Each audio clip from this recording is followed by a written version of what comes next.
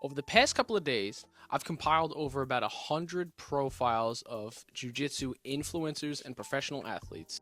And I found 12 ways that people are monetizing and making money in jiu-jitsu right now. Now, most people would think that it's like seminars and instructionals or opening a gym, but there's actually 9 other ways that people are making a lot of money in the industry. I'm gonna rank them on the screen right now. You don't know who I am, I'm the BJJ business guy. I've scaled 3 businesses so far, one of which hit 7 figures in revenue. And now I'm documenting the journey doing the exact same thing, but in the jiu-jitsu industry. Let's start ranking. All right, so first up is going to be competing. So competing, I'm putting in the B category. Competing is good, but you have to be good and you have to actually win to make money. So not everybody is good. Some people are like me. I suck. I'm mediocre at best. So competing is going to be in the B category. These next few most people are going to know and be familiar with, but the next one I'm going to go with is seminars. Seminars are good. I'm also going to put it in the B category for now because if you have a big personal brand or you're a big influencer or you've won a lot of medals or a lot of tournaments, competitions, super fights, so on, people pay a lot of money for a seminar, especially if you do a split. If you do a split with the people that are hosting you or the gym that's hosting you, and you were doing like an 80-20, 90-10, or 50-50 even, which, you know, it does happen. Depending on how many people can go and how much capacity it can hold, you can make a decent amount of money, but it's a lot of travel, and I've never done one myself. I've been to one myself, but I could imagine, 3 hours of teaching, traveling there and back when you're paying for all your travel and your room and board and things like that. Seminars are good, but it's a toll on the body, and it's going to use your time in order to make the money from it, so it's constrained by you actually physically going there and traveling there. Next one I'm going to go with is teaching classes. Teaching classes, I put this as a D in the category, mainly because you're making like 25, 50, 75 bucks tops.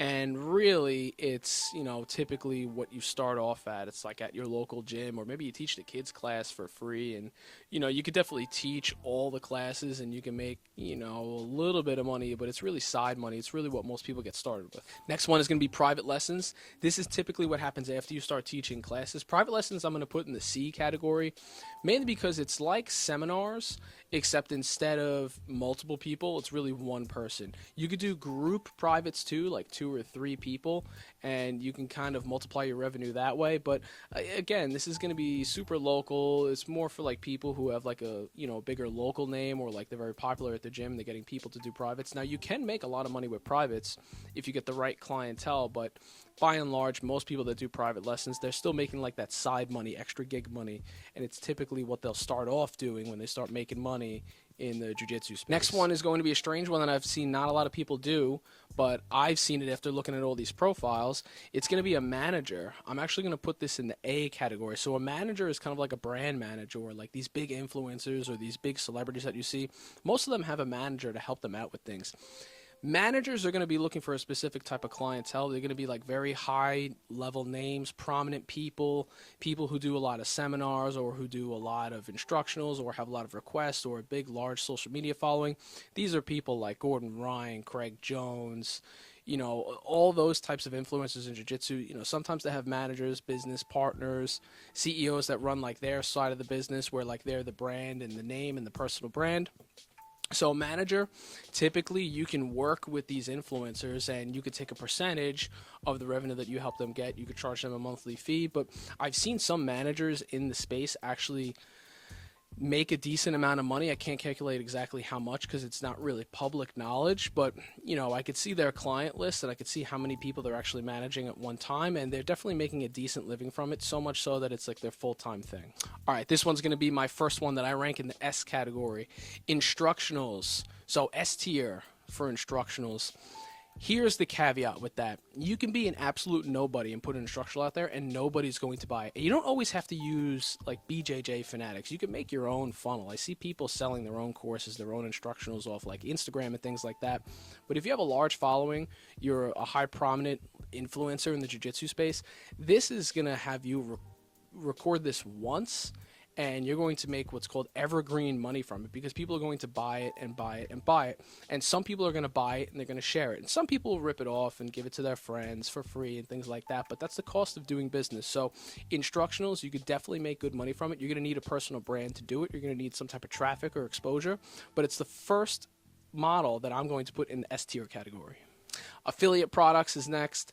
Affiliate products I'm going to put in the C category, mainly because yes, you can make a lot of money with affiliate products, but it's typically a small percentage, 10% at most. And this is things like gis off of certain shops and products off Amazon. And yeah, if you have a lot of traffic, you can do well with it, but you know, it's not going to be super good. Next up is going to be DTC brands. DTC brands I'm actually going to put in the A category. DTC stands for direct to consumer. This is if you make your own product, like you make a specific soap, or you make, you know, your own gi, or you make your own shirts or apparel.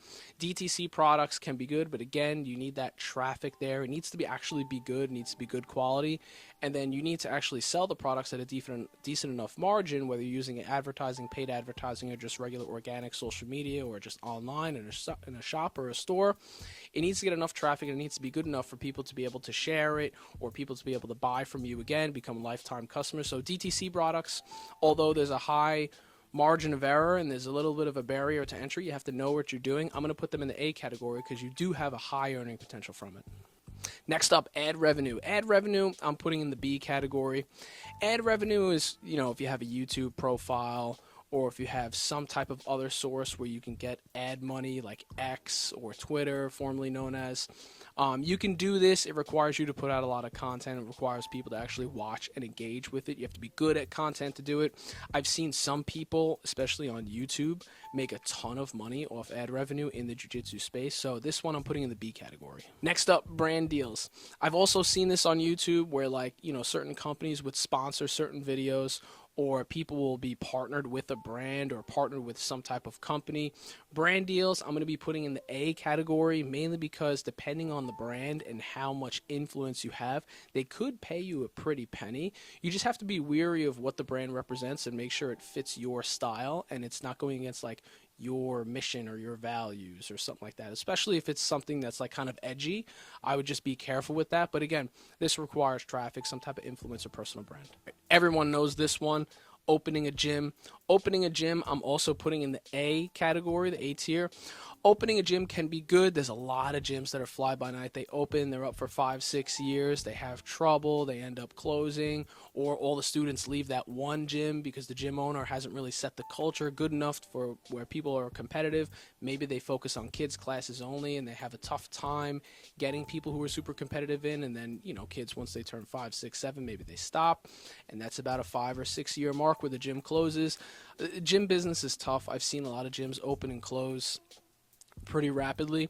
The gym business, if you can create a good brand, a good culture, and have like that cult-like effect, it could be great. You could even be some people like Eddie Bravo or Carson Gracie, where you have a big brand, big chain of gyms, you franchise out there.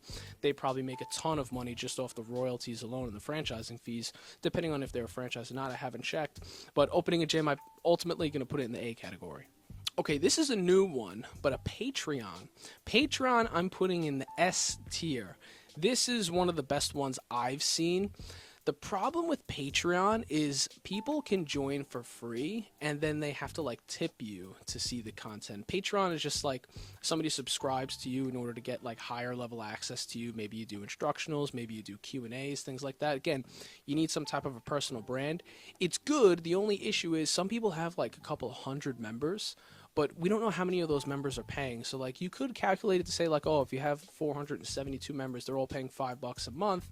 Yeah, but are all of them really paying that $5 a month, or are only like 25 of them? So this was a tough one to gauge because you can't check the revenue specifically. But if you do it correctly, Patreon could make you so much monthly recurring revenue, and it's very, very high margin for your time. And then ultimately the one that I'm ranking S tier, this should be S++ tier, because this one is absolutely incredible.